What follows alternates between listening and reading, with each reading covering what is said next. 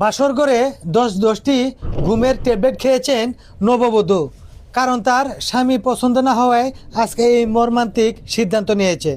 দর্শক, বিস্তারিত জানতে চাইব বরের কাছ থেকে।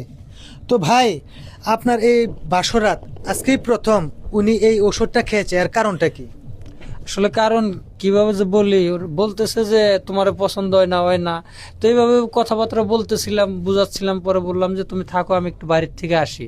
তো বাইরে থেকে আসার পরে দেখি যে এইভাবে নিচে লুটে পড়ে রয়েছে। পরে আমি সবাই ডাক দেয়, উপরে উঠাইলাম। তারপরে ওই যে আবার ওষুধের চুকলা ঢুকলাম, নিচে পড়ে রয়েছে। এখন ভাবলাম যে সম্ভবত ঘুমের ওষুধ খাইছে। তো আপনি যখন ওনার সাথে কথা বলছিলেন পছন্দ অপছন্দর, তখন কি ওনার কাছ থেকে এরকম কিছু পেয়েছিলেন যে উনি আপনাকে মানে সহ্য করতে পারতেছে না বা সংসার করবেন, এরকম কিছু বলছিল? এরকম কিছু ক্লিয়ার বলে নাই, কিন্তু আসলে কি বলবো, যে মেয়ে মানুষ তো ওই যে মুখ ফুটে তো বুক ফুটে নাকি এমন জানি একটা কথা কয় না। তো এই অবস্থা হয়েছে। ও ক্লিয়ার আমার কিছু বলতেছেও না যে তোমার পছন্দ হয় না। আমি যে গেলাম তোমার অন্য কারো পছন্দ আছে, তাও বলে না। বিষয়টা আমি আপনাকে ক্লিয়ার করে দিই। আচ্ছা আচ্ছা, বলেন, আপনি বলেন। আসলে কি, আমরা দুই ভাই কিন্তু একই মার্কেটের। হুম হুম। আমার ছোটবেলায় হয়েছিল কলেরা। আচ্ছা কলেরা হওয়ার পরে আমার দুইজনের চল চোপড়া ভাঙিয়ে গেছে, চোখ মুখ গর্তে চলে গেছে, বুঝছেন। একদম মনে করেন যে পেঁচা মুখ আছে না, পেঁচা মুখের মতো হয়ে গেছে। কিসের জন্য হয়ে গেছে? কারণ কলেরা তো বোঝেনি কি অবস্থা হয়। তারপরে এত ওষুধ খাইছি, এত চিকিৎসা হয়েছি, আমার এই যে শরীরের মনে করেন যে মাংস বাড়ে না, আর চলেও মাংস বাড়ে না। যদিও কোনোদিন মাংস বাড়ে, তো পেটে বাড়ে। তাই আমার আর এই দুই ভাইয়ের এই অবস্থা, বুঝছেন।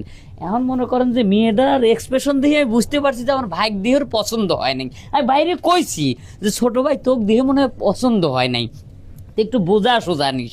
বুঝাবি কি যে আসলে কি পছন্দ অপছন্দ, মানুষের মনটাই কিন্তু বড় জিনিস। এভাবে তুই সুন্দর করে কথা কবি, কবি তোর মনের ভিতরে ঢুকে পড়বি। আর সতর্ক থাকিস, তোর বউ যে কোনো অ্যাক্সিডেন্ট করতে পারে।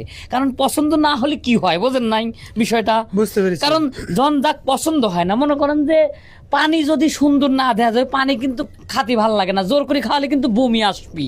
তো বমি করা বাদ দিয়ে চিন্তা করতে জীবনটাই শেষ করে দেবো। কারণ জীবনে তো মানুষের একবারই বিয়ে, কথা বোঝেন নাই বিষয়টা? হ্যাঁ হ্যাঁ। এই তো এই অবস্থা। এখন যে মানে ঘুমের বড়ি খায়া কেলায় গেছে। এখন কি করা যায়? এখন এটা আমাদের পরামর্শ দেন, যেহেতু আপনারা আইসেন গণ্যমান্য ব্যক্তি, সাংবাদিক মানুষ। হ্যাঁ, বুঝতে পারছি।